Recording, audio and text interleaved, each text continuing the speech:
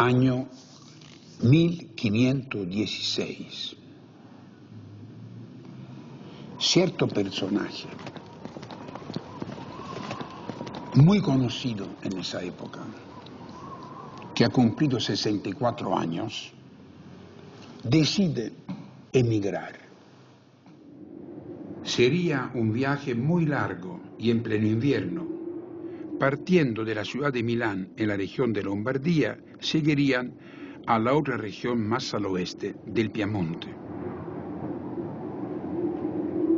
El viajero había dibujado esas altas cumbres de los Alpes.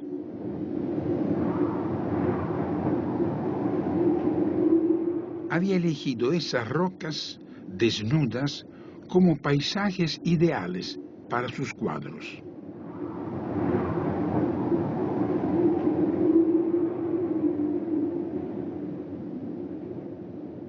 En este mapa de la época están anotados todos los lugares por donde pasó la comitiva, viajando de oriente a poniente en dirección a Francia. Poco antes de llegar a Rioluar, la comitiva se detuvo al pasar por un bosque. Ya cerca de la meta, no solo descansó ahí. El anciano quiso ver, quiso tocar por primera vez la flora del país donde viviría los últimos años de su vida.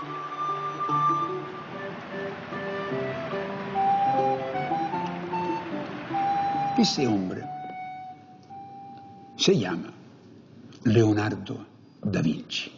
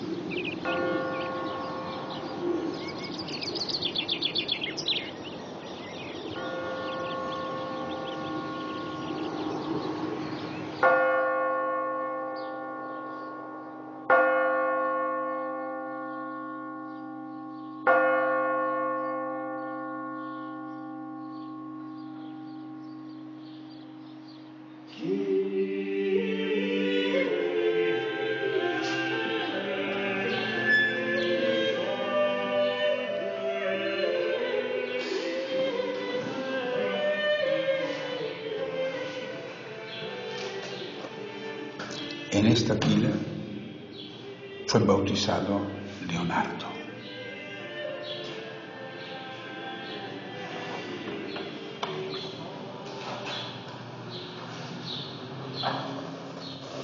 Se ha conservado el documento firmado por su abuelo Antonio. Está escrito: nació un nieto mío, hijo de Ser Piero, hijo mío, el día 15 de abril, en sábado, a las 3 de la madrugada. Se le dio el nombre Leonardo. Bautizó el sacerdote Piero di Bartolomeo de la localidad de Vinci. Y aquí sigue la lista de la persona presente.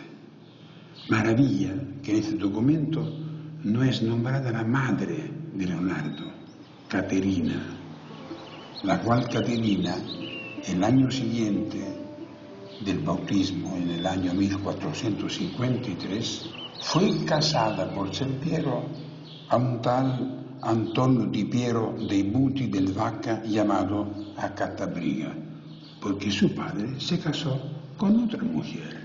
Caterina desapareció aparentemente de la vida de su hijo Leonardo. Aquí fue bautizado.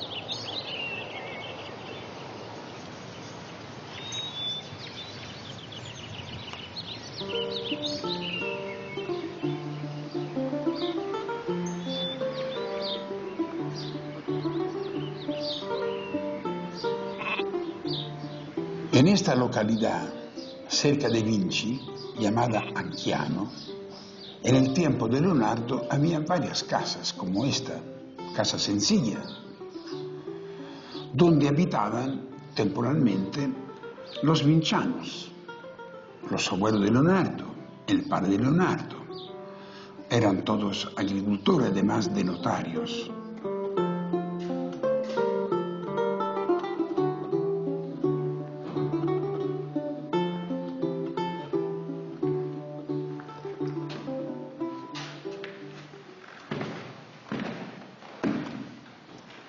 En esta misma casa, que compró el padre de Leonardo en el 1482, cuando Leonardo después fue a Milán, dejando Florencia, en esta misma casa es casi seguro que el abuelo la había arrendado anteriormente, por esto el padre la compró finalmente. Y aquí entonces vivió su infancia Leonardo. Aquí, ¿qué recuerda de la infancia en esta casa? ¿Qué recuerda? Bueno, el dormitorio suyo era el dormitorio que está en ese extremo. Ahí alojaba con su tío Francesco. En el otro dormitorio alojaban los abuelos, Lucía y Antonio. Y aquí esto era como el comedor, la cocina. El recuerdo de Leonardo, y lo escribió en el Códice Atlántico, fue el siguiente.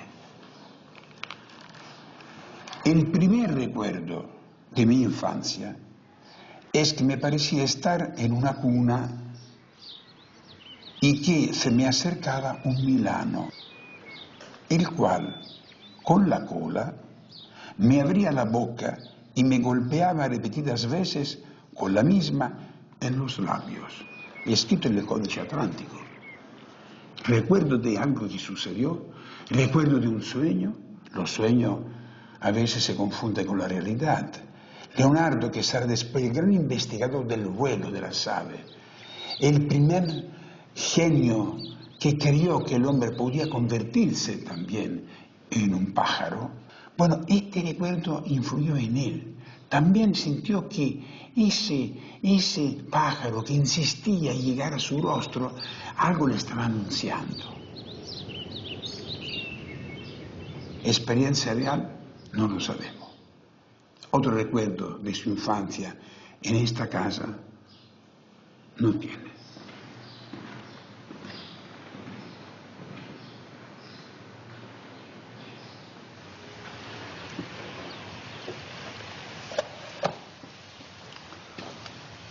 Por esta ventana, en uno de los dormitorios, podemos contemplar los bosques de Anchiano, bosque impenetrable. Leonardo, niño, su tío Francesco, exploraban este bosque. Y Leonardo no solo miraba todos los árboles en su conjunto, miraba los detalles de este bosque, las hojas de los árboles, la vegetación que afloraba del suelo. Ahí nació su admiración por la naturaleza, que será, veremos, su única maestra en toda su vida.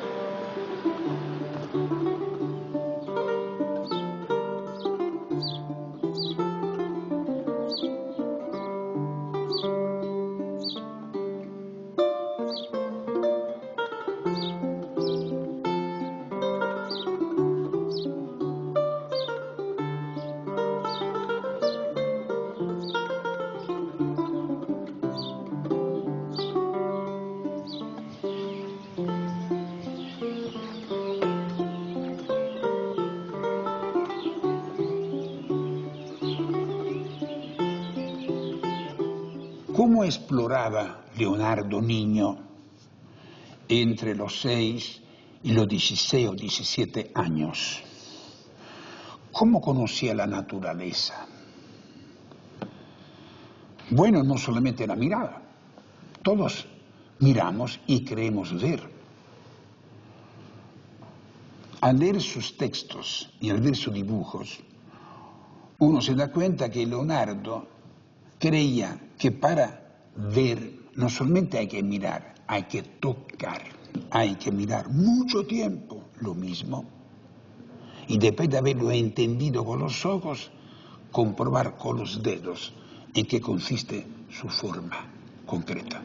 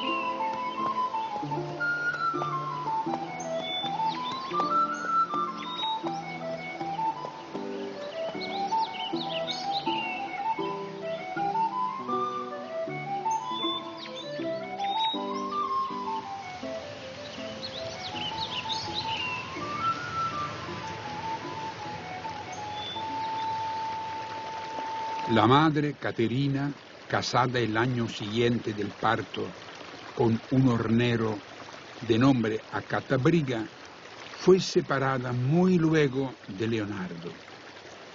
Dedicada con humildad a las labores domésticas, vivía en silencio y en soledad el dolor por la separación de su hijo.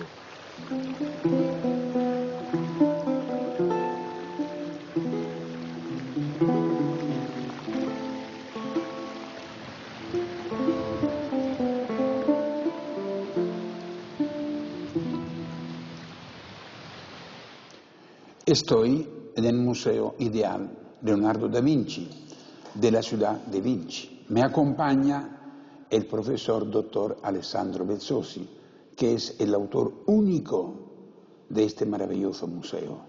Y queremos hacerle algunas preguntas importanti. Alessandro, che piacere stare con te di nuovo, no? Ogni tanto tempo.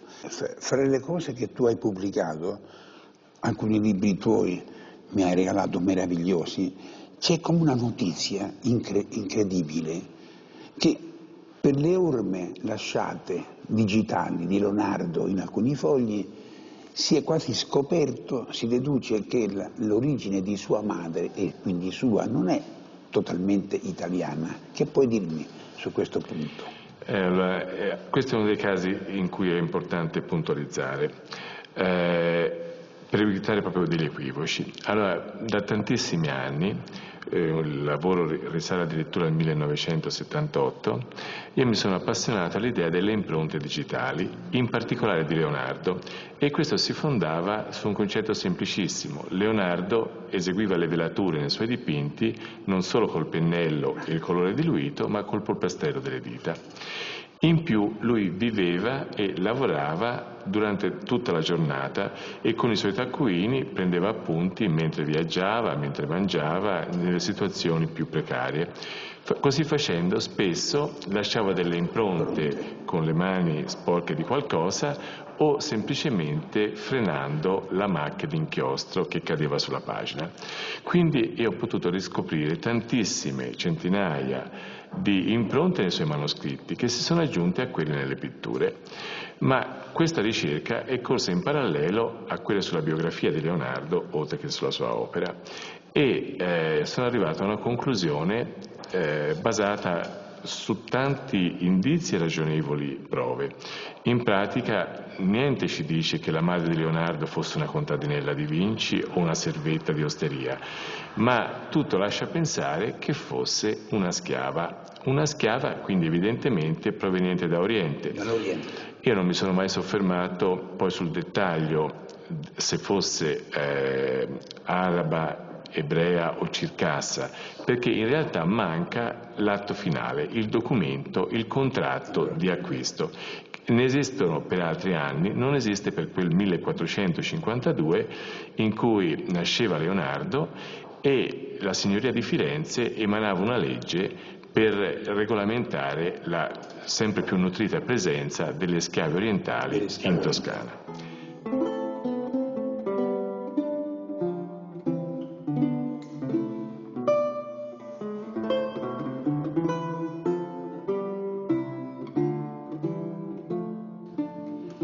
Hemos visto cómo el niño Leonardo, desde los 6 años,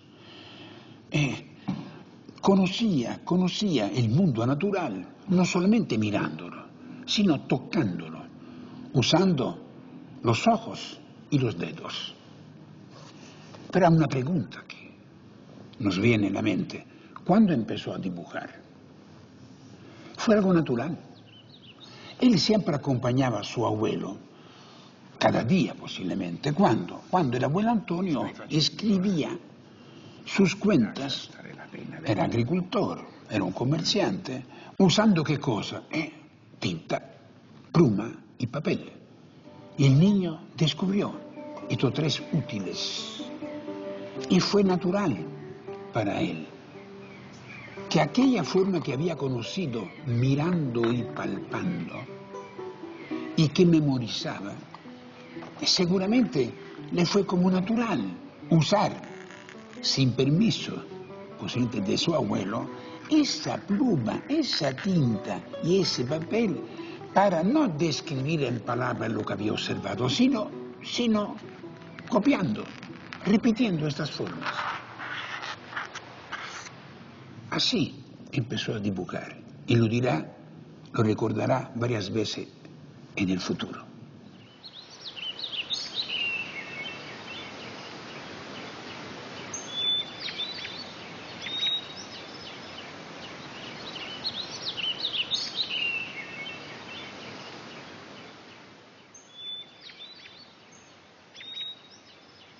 En los paseos a orilla del río Arno, Leonardo era sorprendido a veces por el mal tiempo.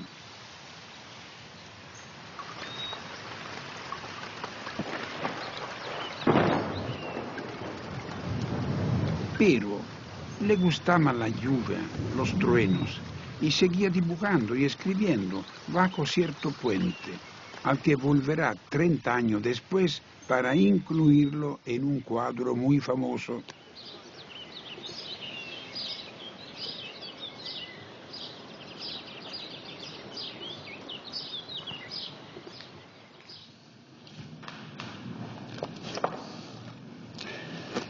Cuando cumplió 16 o 17 años, Leonardo, año 1469, su padre Piero decidió llevarlo a Florencia.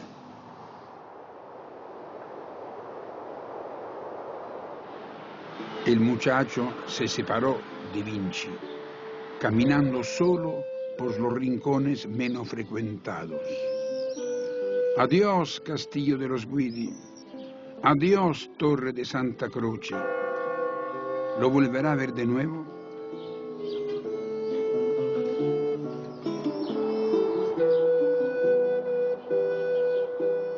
Antes de dejar Vinci, Leonardo fue informado por su padre Piero que Florencia era en ese momento el centro cultural más apreciado de Europa, pero que existían otros muy importantes en Italia, como Venecia, Milán, Mantua, Urbino, Roma, Nápoles. Y reconociendo ya que su hijo tenía una evidente vocación artística, Ser Pietro agregó que en Florencia vivían familia poderosa y órdenes religiosos que protegían a los arquitectos, a los escultores, a los pintores que se habían reunido en la ciudad. Y nombró a algunos: Cimabue, Giotto, Angelico, Masaccio, Ghirlandaio, Lippi, Gozzoli, Della Robbia, Donatello, Verrocchio y el más grande de todos, Brunelleschi.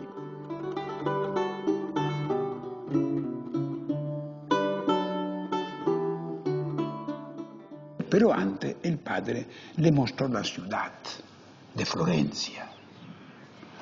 Imaginemos a este muchacho que venía del campo de Anchiano, del pequeño pueblo de Vinci, ver la catedral, la torre de Giotto, el bautisterio con su mosaico maravilloso, el palazzo de gobierno. Imagínense.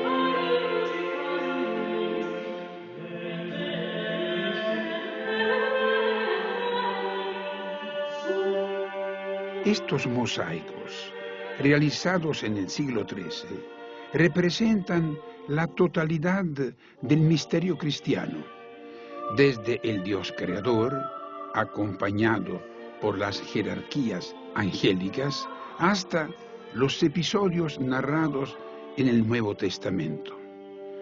Pero detrás de todas esas figuras, el espacio es de oro. Pero Leonardo echó de menos el cielo azul que amaba tanto. El padre le quiso enseñar especialmente el hospital que recibía hacía muchos años y criaba a los niños abandonados, y por esto llamado el Hospital de los Inocentes, que fue construido desde hacía 50 años por Filippo Brunelleschi. Sin embargo, no demostró su estupor porque Leonardo siempre será fiel a la naturaleza, que es su verdadero hogar. Su padre, Piero, quería educarlo. Y hasta ese momento, a pesar que lo había declarado hijo ilegítimo, era el único hijo que tenía, porque sus 12 esposas primeras no pudieron tener hijos. Esperaba seguramente que fuera como él, un futuro abogado, un notario, pero también consideró seriamente que Leonardo ya dibujaba bastante bien, de manera que la decisión final fue la siguiente: colocarlo en el taller de un maestro bueno. Y de los maestros buenos que había en Florencia, seguramente uno era Andrea Diccioni, llamado Verrocchio. Leonardo observó mucho las esculturas que el maestro estaba realizando. Y veremos cómo algunas de ellas quedaron grabadas en la memoria del discípulo y cómo influyeron en sus pinturas futuras. Y el padre mostró los dibujos que tenía de su hijo. Y Verrocchio quedó impresionado. Seguramente lo conoció, le hizo algún examen y vio que esos dibujos eran de verdad de este muchacho. Y así empezó una vida nueva como aprendiz del arte.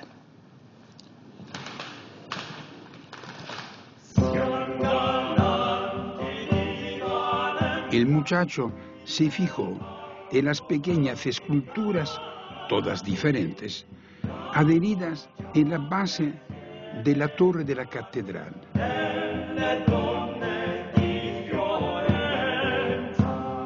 Estas pequeñas esculturas eran elementos decorativos para la arquitectura, eran incluidas dentro de las fachadas arquitectónicas.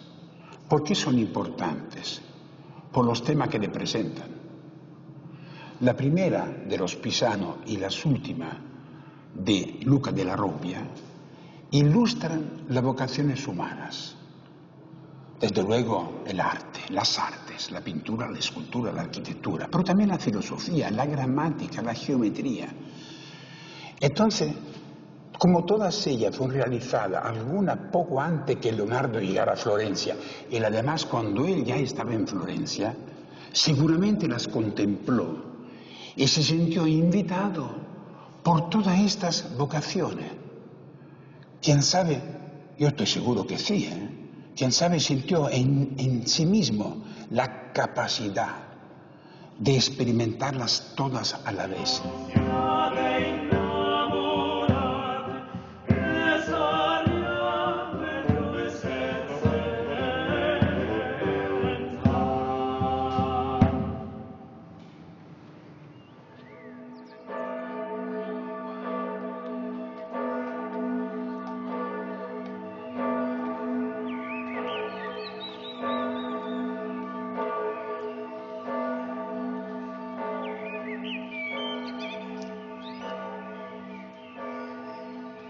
Antes de partir a Florencia, Leonardo había sabido por su tío Francesco y por el abuelo Antonio que el gobierno de la ciudad estaba en manos de una familia de banqueros, los Medici.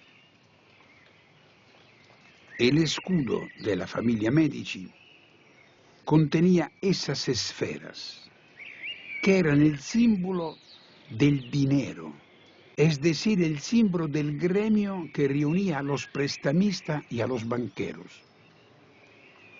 Leonardo los conoció cuando pudo ver sus retratos pintados en la capilla del palacio por el artista Benozzo Gozzoli, muy apreciado por Cosme dei Medici. Esta pintura no representan un cortejo de los Reyes Magos, sino unas comitivas históricas.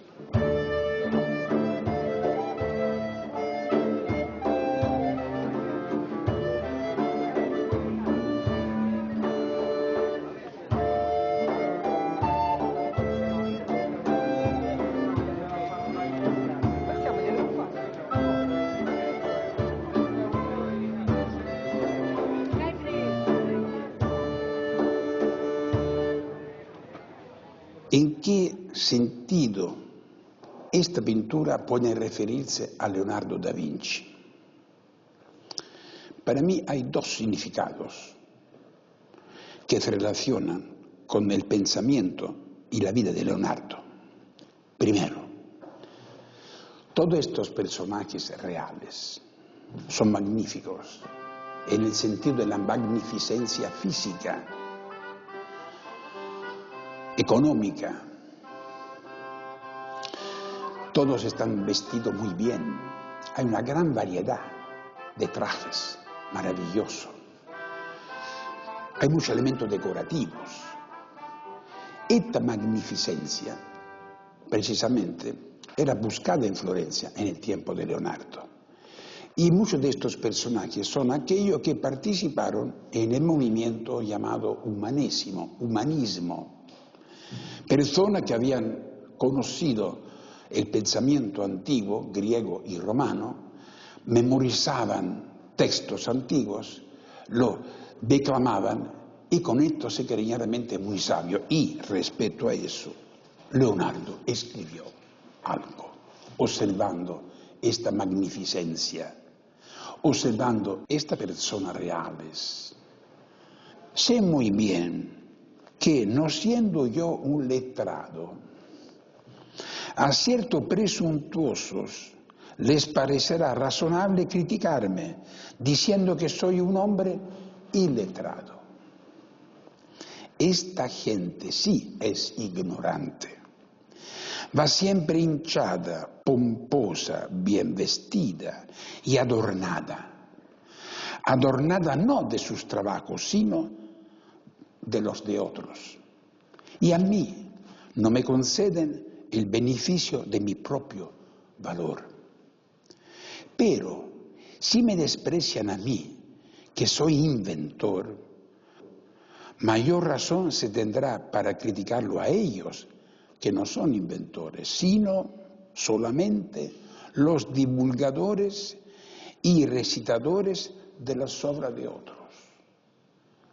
Benozzo Gozzoli, sin maldad, inocentemente, debido a que se lo pidió Cosimo de Medici, tuvo que mostrar estos personajes muy elegantes, seguros de sí mismos, todos. Una humanidad a la cual Leonardo no perteneció, se mantuvo alejado. Y esta sociedad florentina a la vez veía a Leonardo como un solitario, ignorante, que no se interesaba en la cultura clásica, que le daba a una persona cierta categoría. Segunda relación. Leonardo rechazaba la pintura que consistía en el detalle mínimo. Todas estas pinturas es una suma de innumerables formas y colores, todos perfectamente definidos. El último horizonte y el detalle de una hoja, de un pájaro, de una flor en primer plano, tiene la misma definición. Entonces Leonardo creía que había que aprender de la naturaleza, la atmósfera, que significa que nos enseña a ver la lejanía y lo cercano, la atmósfera. Él despreciaba el dibujo detallado que definía demasiado las cosas. Y además, Leonardo también por algo exaltó, como veremos, a Masaccio. Masaccio era económico, no ponía mucho. Benozzo Gozzoli colocó aquí innumerables formas, innumerables colores, casi con el miedo al vacío. Los latinos decían horror vacui, horror al vacío. Leonardo no temía el vacío. Él colocaba ciertas cosas, ciertas partes, ciertos detalles que pertenecían a la realidad. Ahora, por supuesto, admiramos este afán decorativo, este afán ilustrativo de Benozzo Gozzoli, que gustó tanto a su señor, a Cosimo I. Recuerdo otro episodio de la vida florentina de Leonardo da Vinci. Aquella vez en que fue acusado, gravemente acusado, de sodomía. ¿Lo defendió alguien? No resulta que su padre Piero, abogado y notario ya conocido, lo haya defendido. Leonardo no se defendió, era inocente. Después que fue declarado finalmente inocente, escribió dos cosas. Primero, dice que la lingua fa i morti più che il coltello, que la lengua, la palabra, la lengua asesina más que el cuchillo. Y además escribió algo que para mí resultó definitivo en su vida solitaria. Oh Leonardo, sii solo y sarai tutto tuo. Oh Leonardo, quédate solo y serás totalmente tuyo. Leonardo sarà solitario, non tendrà maestro. Amistade, veremo, amistade. Necesita ser contratado por algún señor para que pueda realizar obra bien hecha y además tener también financiamiento para sus experimentos, para los modelos de sus máquinas, etc. Pero será siempre solo. No creerá en la amistad, Leonardo. Experiencia definitiva en Florencia, en este ambiente.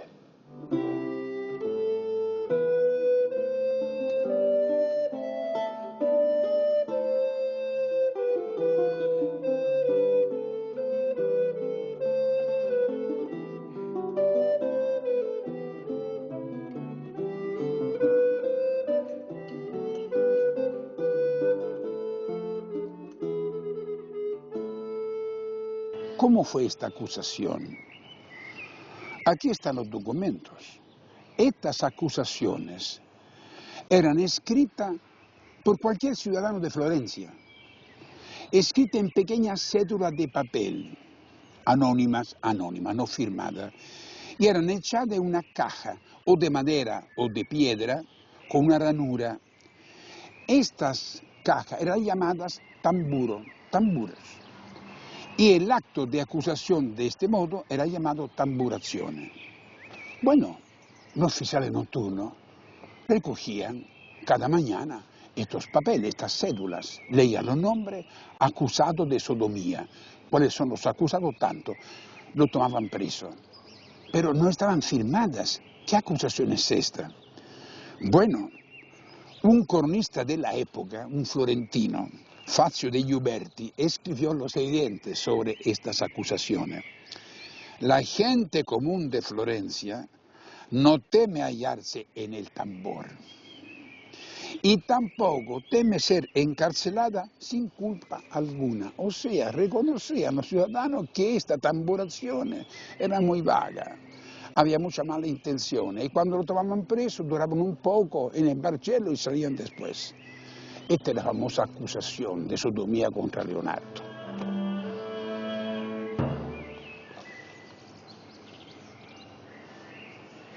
Bien, estoy caminando solo en este lugar bellísimo, como una persona ociosa. ¿Y el ocio es algo condenable? Según Leonardo, no. Él también caminaba ocioso muchas veces por las calles de Florencia, las calles de Milán, y cuando era un adolescente en Vinci hemos visto. ¿Qué escribió sobre este ocio suyo? Leo lo que escribió en el Códice Atlántico. Cuando tú bajas ocioso, es habitual ver lugares diferentes y también gestos de la gente que discute o que ríe o que pelea. Anota todo esto rápidamente. ¿Cómo? Dice, en un librito pequeño que debes llevar siempre contigo. Porque son tantas las formas y las acciones de la realidad que la memoria no es capaz de retener, pero que serán tus futuras obras. Y entonces, claro, este librito que lleva siempre consigo, continuamente lo sabría y anotaba, en palabras y en dibujos, veremos. Entonces muchos se preguntan, qué desorden, este librito lleno de notas. No, él lo dice después, un momento. Esta es una recolección de muchas notas, sin orden, esperando juntarla después según la materia de que tratan. Ahí se entiende los códices de Leonardo, que están, en cada hoja aparecen dibujos de animales, de anatomía, de paisaje, anotaciones de máquinas, etc. Y estos son los famosos códices, el códice, los códices, libros de apunte que uno lleva consigo siempre.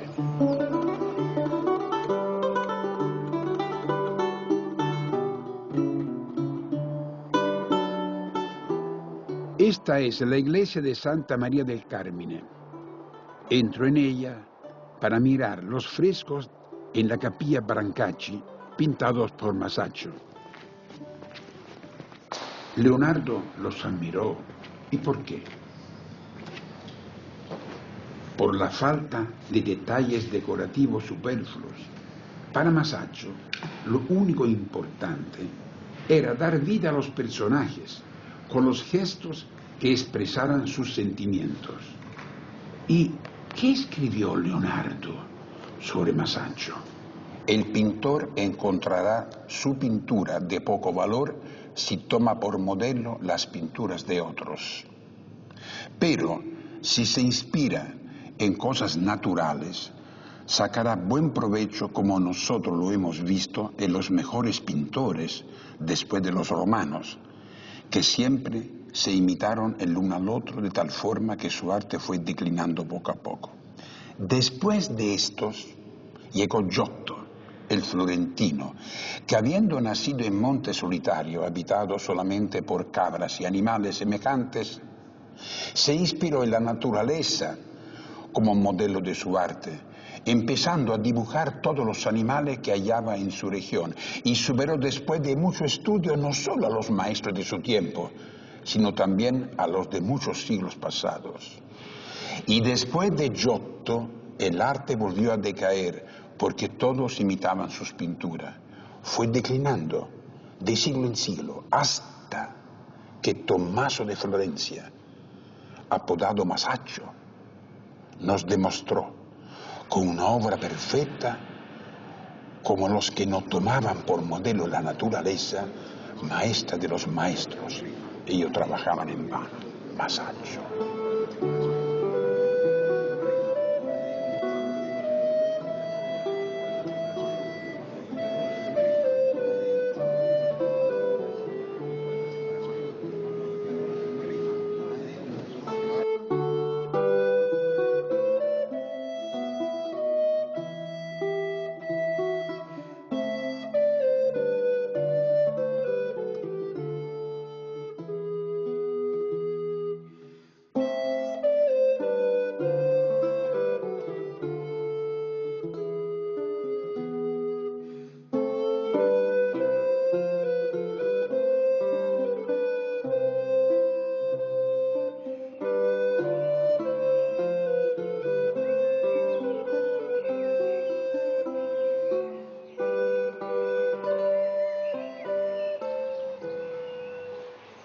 Cuando Leonardo cumplió 20 años, ya maduro en el arte de la pintura, fue inscrito oficialmente en el libro rojo de la Compañía de San Lucas, que agrupaba a los pintores florentinos. Entonces, planificó su propia vida en dos actividades paralelas. La más importante, investigar sistemáticamente y con libertad las formas y los fenómenos de la naturaleza, y después realizar obras artísticas e inventos aplicando esos mismos conocimientos.